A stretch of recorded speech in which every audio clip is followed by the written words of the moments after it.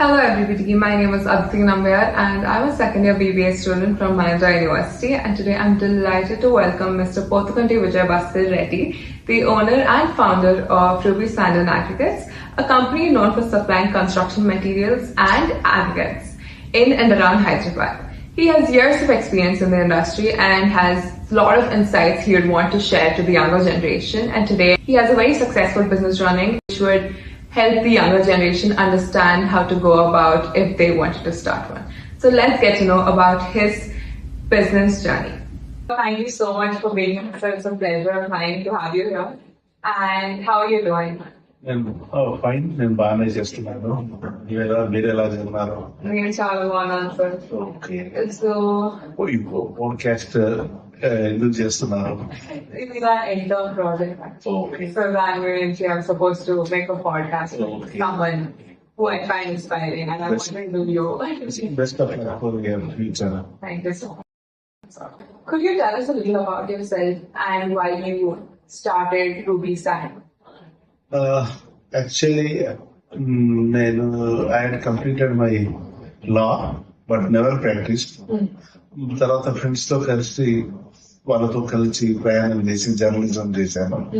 2-3 years journalism వైపు వెళ్ళాను. అక్కడ కూడా సాటిస్ఫాక్షన్ లేదు. ఏదో ఒకటి పర్సనల్ యూనిట్, పర్సనల్ ఎంటర్ప్రైజ్ ఉండాలని చెప్పేసి ఇక్కడ సైడ్ వచ్చాను. మైనింగ్ సైడ్ అనుకోకుండా మైనింగ్ సైడ్ వచ్చాను. సో ఇది బిజినెస్ చేయాలని అనుకుంటే లేకుండే ముందు లేదు. Not your full initial goal. Initial goal కాదు, ఫస్ట్ ఇనిషియల్ గోల్ అసలు కానే కాదు. ఫ్రెండ్స్ ఇన్స్పిరేషన్ తోని జర్నలిజం సైడ్ పోయి అక్కడే ఉండాలని అనుకున్నాను. బట్ లాటర్ ఆన్ ఏదో మన అంటూ ఏదో ఉండాలి, ఎంటర్ప్రైజ్ స్టార్ట్ చేయాలి, ఎంప్లాయ్మెంట్ ఇవ్వాలి, అది ఇది అని చెప్పేసి ఇది స్టార్ట్ చేయడం జరిగింది. So basically, my students also, I think this is something we face as well. చాలా మంది బీటెక్ చేసి బిజినెస్ స్టార్ట్ చేస్తారు. So I think that's a similar experience me could own. You practice law, then you did journalism, now you're finally in a place where you think you belong, right? Yeah. So could you tell us about Ruby Sand, about your own very company? Ruby sand and aggregates private limited అనేది అంటే మా కంటే ముందు ఒక 1 or 2 companies ఉండే.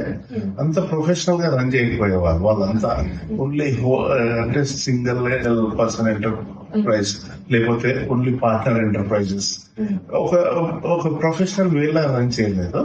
మేము అంటే ఈ మైనింగ్ లోకి వచ్చిన తర్వాత అది ఈ అగ్రిగేట్స్ అండ్ శాండ్ ని ఒక ప్రొఫెషనల్ వేలా రన్ చేయాలని చెప్పేసి ruby sand and aggregates private limited అని ప్రైవేట్ లిమిటెడ్ గా స్టార్ట్ చేసి ఈ ఇన్ఫ్రాస్ట్రక్చర్ హౌస్ కన్స్ట్రక్షన్ ఇండస్ట్రీకి మెటీరియల్ సప్లై చేయాలి, క్వాలిటీ మెటీరియల్ సప్లై చేయాలని చెప్పేసి 2002 నుంచి లాంచ్ చేశాము. కానీ అనుకోకుండా అది టేక్ ఆఫ్ అయింది 2008 లో.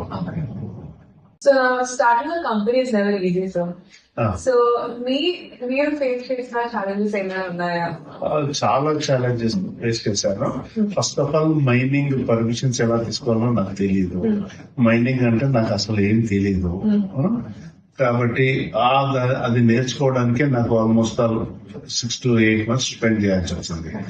మళ్ళీ తర్వాత డిపార్ట్మెంట్ నుండి, మైనింగ్ డిపార్ట్మెంట్ నుంచి, వేరియస్ డిపార్ట్మెంట్ నుంచి అన్ని పర్మిషన్స్ తీసుకొచ్చడానికి ఆల్మోస్ట్ 1.5 years 2 years అయిపోయింది నాకు. ఈ పర్మిషన్స్ అన్ని తీసుకొచ్చినాక స్టార్ట్ చేద్దామంటే ఫైనాన్షియల్ లేదు.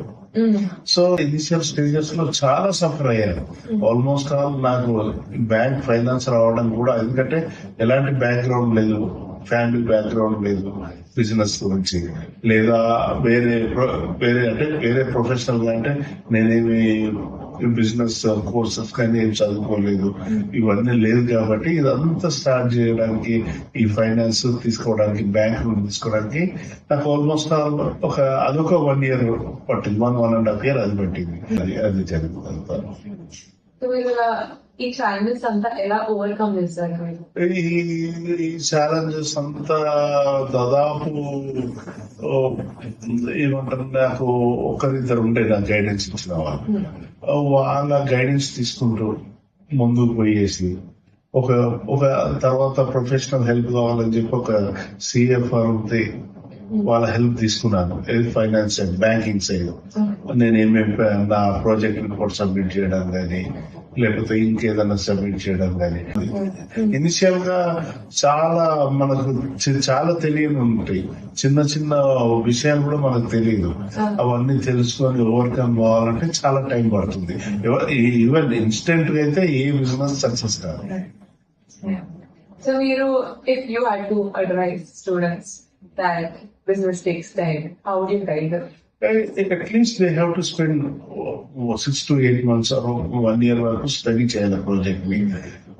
ఫస్ట్ ప్రాజెక్ట్ ని స్టడీ చేసుకొచ్చి first technical things, technical terms ఏంటి, నెక్స్ట్ మార్కెటింగ్ ఏంటి, తర్వాత ఫైనాన్స్ ఏంటి, ఈ 3 స్టడీ చేయాలి. 3 స్టడీ చేయాలంటే ప్రొఫెషనల్ వేలో స్టడీ చేయాలి. ఏదో ఒకటి పోయాను, నేను ఇంటర్నెట్ లో డౌన్లోడ్ చేసుకున్నాను, అది చూశాను, ఇది చూశానంటే అసలు అది వర్కౌట్ కానే కాదు. Practically you have to visit some units, you have to gain some experience, you have to gain knowledge. ఇది చేస్తేనే అవుతుంది, లేకపోతే అస్సలు నీకు కానే కాదు అసలు. According to you, do you think that future generations ki scope ఉంది in mining, or do you think it's surpassing? Actual గా ఇండియాలో మైనింగ్ బిజినెస్ కు చాలా మంచి స్కోప్ ఉంది. మనం even only 5% of natural resources కూడా మన ఇండియాలో మనం ఎక్స్ప్లోర్ చేయలేదు. సో ఫ్యూచర్ లో మైనింగ్ రిలేటెడ్ బిజినెస్ తోనే ఏ బిజినెస్ అయినా ఉంటుంది. నువ్వు ఆర్టిఫిషియల్ ఇంటెలిజెన్స్ యూజ్ చేసే చిప్స్ కానీ ఏదైనా, నువ్వు రాబోయే ఎలక్ట్రానిక్స్ ప్రతి దాంట్లో కూడా మైనింగ్ సెక్టర్ ఇన్వాల్వ్ అయి ఉంటుంది. కాబట్టి యంగ్స్టర్స్ వస్తే బెస్ట్. అందులో ఇండియాలో చాలా తక్కువ మంది ఉన్నారు మైనింగ్ సెక్టర్ లో. ఉన్న వాళ్ళు లార్జ్ పెద్ద మైన్స్ వాళ్ళు ఉన్నారు, లేకపోతే చిన్న మైనింగ్ అంటే మీడియం స్మాల్ మైనింగ్ సెక్టర్ చాలా తక్కువ మంది ఉన్నారు. కాబట్టి లాట్ ఆఫ్ స్కోప్ ఉంది మైనింగ్ ఇది చేయడానికి. So you're totally in for encouraging students to join into this industry. Join కావచ్చు, బట్ 1 day 1 night లో ఇది సక్సెస్ఫుల్ బిజినెస్ కాదు. It's long standing business. Almost all in the years వెళ్ళిపోతుంది. అది ఈ బిజినెస్ లో ఉన్న ఇది scope. So now, if someone were to start out their business, do you think age is a restriction, or do you think it's not? Age plays an important role. Okay. ఎంత చిన్న age లో నువ్వు business start చేస్తే నీ growth అంతా ఉంటుంది, నీ experience అంతా గెయిన్ చేస్తావు. కాబట్టి యాజ్ ఎ స్టార్ట్అప్ అంటే యాజ్ ఎ యంగ్ పర్సన్ నువ్వు ఎప్పుడు ఎంత తొందరగా స్టార్ట్ చేస్తే అంత బెస్ట్. బట్ ఏమైనా సరే కానీ ఒక 1 to 3 years ఎక్స్పీరియన్స్ ఉంటేనే బెస్ట్ అని నేను అనుకుంటున్నాను. Right. Follow-up question. Do you think passion alone is enough to drive into a business, to start off a business? Passion plays an important role, కాదనలేదు. Passion ఉంటేనే నువ్వు ఆ ఇండస్ట్రీ సైడ్ ఏదైనా నీ వెంచర్ ఏదన్నా నువ్వు చేయాలని అనుకుంటావు. ఆ passion drives near to it. But అది ఓన్లీ ప్యాషన్ ఉంటే ఒక్కటి సరిపోదు. నీ పక్కన ఉన్న ఎన్విరాన్మెంట్ నువ్వు బిల్డ్ చేసుకోవాలి. ఆ ఎకో సిస్టమ్ బిల్డ్ చేసుకుంటేనే నువ్వు ఆ ఎంటర్ప్రైజ్ లో కానీ లేకపోతే ఆ ఇండస్ట్రీలో కానీ సక్సెస్ కావడానికి అవకాశం ఉంటుంది. లేకపోతే ఓన్లీ ప్యాషన్ నెవర్ పేస్. నువ్వు ఆ ప్యాషన్ తోని నీ చుట్టూ నీ ఎకో సిస్టమ్ బిల్డ్ చేసుకోవాలి, ఆ ఎన్విరాన్మెంట్ బిల్డ్ చేసుకోవాలి. అంటే ఏది ఎక్కడ ఏం చేస్తే నువ్వు గ్రోత్ ఉంటుందో అది కూడా చూసుకొని ముందుకు పోతే బెస్ట్ అని నేను అనుకుంటున్నాను. ఇప్పుడు also, if you had to give advice to the younger generation, do you think taking risks in a business is very important? Risk తీసుకుంటేనే సక్సెస్ఫుల్ అవుతావు బిజినెస్ లో. రిస్క్ తీసుకోకపోతే నువ్వు ఎంత చేసినా కూడా సెకండరీ బిజినెస్ కిందనే ఉంటుంది. అంటే గ్రోత్ ఉండదు నీకు. రిస్క్ తీసుకోకపోతే నీకు గ్రోత్ అనేది ఇండస్ట్రీలో ఉండదు. నువ్వు ఎంత రిస్క్ తీసుకుంటేనే అంత నీకు గ్రోత్ ఉంటుంది. ఒక కొత్త ప్రోడక్ట్ లాంచ్ చేసావు అనుకో, నీకు మార్కెట్ లో ఉండదు గ్రోత్, మార్కెట్ తెలీదు. కాకపోతే నువ్వు మెల్లిగా నువ్వు రిస్క్ తీసుకొని ఆ ప్రోడక్ట్ లాంచ్ చేసి ఆ ప్రోడక్ట్ ని పబ్లిక్ లో ఇది చేస్తేనే నీ గ్రోత్ ఫ్యాక్టర్ అనేది ఫాస్ట్ గా పెరుగుతుంటది. కాబట్టి risk is one of the compulsory అవసరం. 100% రిస్క్ తీసుకోవడం అవసరం బిజినెస్ లో. అదొకటి ఉంటుంది. ఓన్లీ ఎప్పుడు సేఫ్ సైడ్ ఉంటా అంటే నీ గ్రోత్ ఉండదు బిజినెస్ లో. అది what factors do you think students అనేది కాదు, what factors do you think anyone should have in mind before starting off a business? ఇప్పుడు మీరు టేకింగ్ రిస్క్ అన్నారు, అలాంటివి. మేజర్ కన్సర్న్ ఎక్కడ వస్తుందంటే నీ మార్కెట్ ఇక్కడ ఉంది. ఫస్ట్ ఆఫ్ ఆల్ మార్కెట్ ఇక్కడ ఉంది. నువ్వు పెట్టే బిజినెస్ కాన్సెప్ట్ మార్కెట్ ఎక్కడ ఉంది, ఉందా లేదా, ఆ ఏరియాలు ఉందా లేదా, వేరే ఏరియాలు ఉందా, ఒకవేళ వేరే ఏరియాలు ఉంటే అక్కడ వరకు నీ మెటీరియల్ వెళ్తుందా లేదా అన్నది అది చూసుకోవాలి. మేజర్ టెక్నాలజీ అన్నది కంపల్సరీ రోల్ ప్లే చేస్తుంది. తర్వాత ఈ రోజుల్లో అయితే డ్రాస్టికల్లీ మారిపోతుంది. ఎందుకంటే ఏఐ వచ్చిన తర్వాత ఇప్పటికే మైనింగ్ లో ఇప్పటికే ఆటానమస్ టెక్నాలజీ అంతా ఇంప్లిమెంట్ అవుతుంది. మా ఇండస్ట్రీ మీద చూసుకుంటే అంటే నేను అనుకుంటున్నాను ప్రతి ఇండస్ట్రీలో ఆటానమస్ టెక్నాలజీ వస్తుంది కాబట్టి ఇంకా ఫియర్స్ కాంపిటీషన్ ఉంటుంది బిజినెస్ లో. ఎందుకంటే ఎక్స్ కంపెనీ ఏం రేట్ ఇస్తుంది, వై కంపెనీ ఏం రేట్ ఇస్తుంది.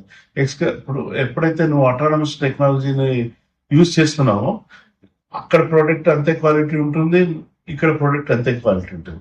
కానీ ఎట్లా మార్కెట్ చేసుకుంటాం అది అన్నది రేపు యంగర్ జనరేషన్ కు ఫియర్స్ కాంపిటీషన్ ఉంటుంది. కాబట్టి they have to think a lot about marketing. ఆ మార్కెటింగ్ మీద మీరు చాలా ఇది చేయాలి. Now, looking back at your journey, what would be your final thoughts to say to the younger entrepreneurs? First of all hard work. Then ఎట్లా younger generation అంతా చదువుకుంటున్నారు కాబట్టి వాళ్ళకి ఇంటెలిజెన్స్ ఉంది. ఇంటెలిజెన్స్ తో పాటు ఇప్పుడు వాళ్ళకి హెల్ప్ చేయడానికి ఏ టూల్స్ ఉన్నాయి, ఇంటర్నెట్ ఉంది, సొసైటీలో చాలా ఫ్యాక్టర్స్ ఉన్నాయి వాళ్ళ బిజినెస్ వాళ్ళ గ్రోత్ ని తొందరగా పైకి తీసుకెళ్ళడానికి, అంటే లెవెల్ ఆఫ్ గ్రోత్ ఉండడానికి అవకాశం ఉంది. కాబట్టి ఈ టూల్స్ అన్ని యూజ్ చేసుకొని మేజర్ ఏం లేదు, intelligence, hard work, common sense, ఈ మూడు ఉంటే సరిపోతుంది. ఈ మూడిటితో పాటు నీకు అవసరమైన హెచ్ఆర్, హ్యూమన్ రిసోర్సెస్, అది ఆ పూల్ కూడా బాగుండాలి.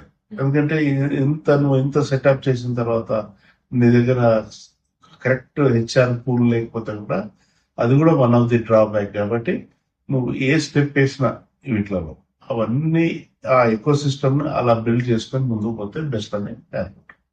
So thank you so much, sir. I think you've given us a lot of insightful advice on how to go about in a business, especially for the younger generation. The advices, I think, చాలా help అవుతాయి majority of the people. And yeah.